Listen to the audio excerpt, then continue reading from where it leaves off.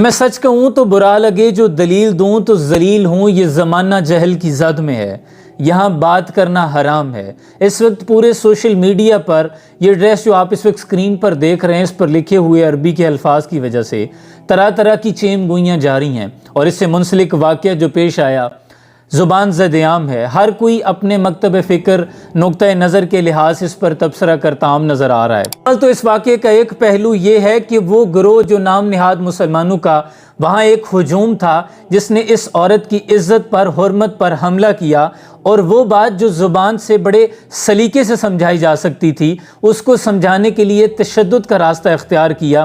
شاید انہوں نے جن کا کلمہ پڑھا ہے ان کی تعلیمات نہیں پڑھی۔ نبی اکرم صلی اللہ علیہ وآلہ وسلم نے ایک عورت کی عزت کی خاطر پورے بنو قینقاع قبیلے کو نکال دیا تھا۔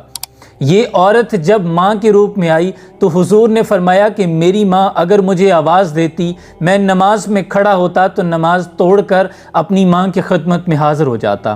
یہی عورت جب بیٹی کے روپ میں آئی تو حضور نے فرمایا کہ میری بیٹی فاطمہ تو میرے جگر کا ٹکڑا ہے۔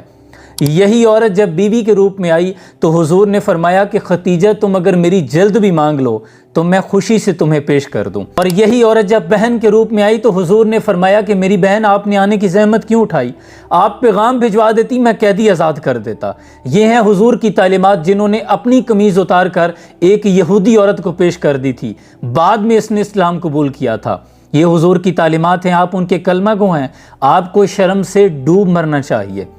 آپ کے گھروں میں پڑا ہوا قرآن، اس پر تو گرد کی ایک تہ جم چکی ہے، کیا وہ گستاخی نہیں ہے جو آپ عربی کے الفاظ کو گستاخی سمجھ بیٹھے اور اتنے مشتعل ہو گئے کہ آپ نے عورت کی عزت کو تاتار کر دیا۔ اس واقعے کا دوسرا پہلو ہے، اقبال کے شعر کے ساتھ آغاز کرتا ہوں کہ اس راز کو عورت کی بصیرت ہی کرے فاش، مجبور ہیں معذور ہیں مردان خیرت مند، کیا چیز ہے آرائش و قیمت میں زیادہ، آزادی نسواں کے زمرد کا گلو بند۔ اس کی آزادی نسواں زیادہ قیمتی ہے یا جو حیا کا گلو بند اللہ نے اس کے گلے میں ڈالا ہے وہ زیادہ قیمتی ہے؟ جب قرآن کہہ رہا ہے کہ اے نبی اپنی خواتین سے کہہ دو کہ جب وہ باہر نکلیں تو چادر کو اپنے آگے اور اپنے پیچھے ڈال لیا کریں، یہ چیز ان کے لیے موجب احترام ہوگی اور کوئی ان کو ایذا یا تکلیف نہیں پہنچائے گا۔ کیا یہ جاہلیت نہیں ہے کہ آپ گھر سے نکلتے ہوئے کسی ایک ایسے لباس کا انتخاب کریں جو جان بوجھ کر دوسروں کو اپنی طرف متوجہ کرے؟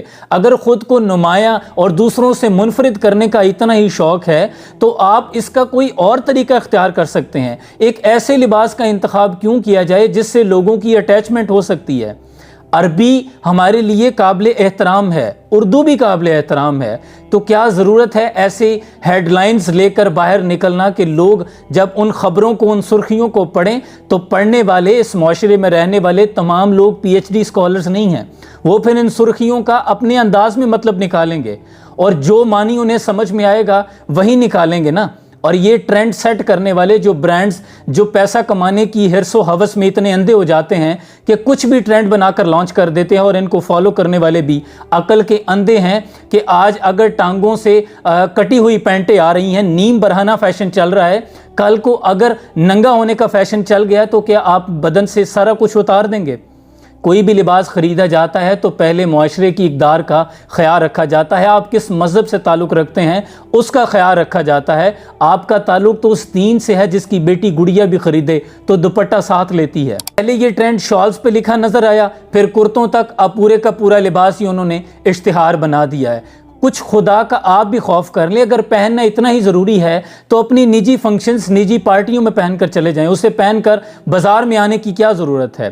ایسا لباس ان الفاظ کی، عورت کی اور لباس تینوں کی توہین ہے۔ اگ رہی ہے کپاس میلوں تک اور بدن ہے کہ بے لباس ہوتے چلے جا رہے ہیں۔ ایک ایسے معاشرے میں جہاں نت سے نت نئے فتنے اٹھ رہے ہیں، جہاں اہل مغرب قرآن کی توہین کرنے میں کوئی کسر پیچھے نہیں رہتے، حضور کی توہین کرتے رہتے ہیں، وہاں پہ ایک ایسے پروپوگنڈے کو، ایسے فتنے کو آپ خود کو اس کا اعلی کار کیسے بنوا رہے ہیں؟ کل کو انہی عربی کے الفاظ میں قرآن کی آیات لکھی گئی تو پھر آپ کیا کر لیں گے؟ کیا ضرورت ہے ایک متنازع چیز کو فیشن بنانے کی؟ اگر آپ جان بوجھ کر سر سے پاؤں تک کوئی تحریر سے لکھا ہوا لباس پہن کر باہر نکلیں گی تو الفاظ کے کیا معنی نکالتے ہیں پڑھنے والے، یہ ان کی ذہنیت ہے، ان کا نقطہ نظر ہے، آپ کچھ نہیں کر سکتے۔ یہ حلوے سے جلوے تک جاتے ہوئے ٹائم نہیں لگائیں گے۔ یہ وہ معاشرہ ہے جہاں حمد کے نیچے اگر مکھی بیٹھی ہو تو یہ مکھی کو اڑانے کی زحمت نہیں کریں گے، یہ اسے جمد پڑھ لیں گے۔ اور تجھے تو سجنے کی ضرورت ہی نہیں بنتے ہوا، تجھ پہ تو سجتی ہے حیا بھی کسی زیور کی طرح۔ با پردہ رہو ثانی زہرا کی کنیزو، تم سے تو کسی شمر نے چادر نہیں چھینی۔ میرا مقصد مطمع نظر فقط اصلاح تھا، دل آزاری ہرگز مقصود نہیں۔ کاش کسی کے دل میں اتر جائے میری بات۔ اور قرآن کہتا ہے نصیحت کرتے رہو، نصیحت مومنوں کو فائدہ دیتی ہے۔ سلام پہنچے۔